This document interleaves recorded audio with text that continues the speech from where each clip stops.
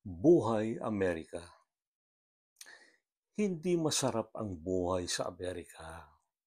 Sa totoo lang, mahirap ang buhay sa Amerika. Totoo. Maraming nagsasabi na mahirap din ang buhay sa Amerika, lalo na kung wala kang matatag na trabaho o suportang sistema.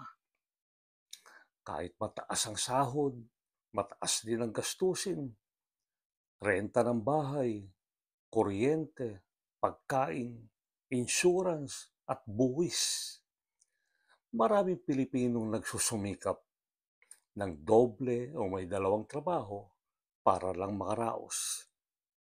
Pero sa kabila ng hirap, marami rin na nagsasabi na sulit dahil may disiplina, oportunidad at magandang kinabukasan para sa pamilya kung matyaga at marunong kang mag-ipon.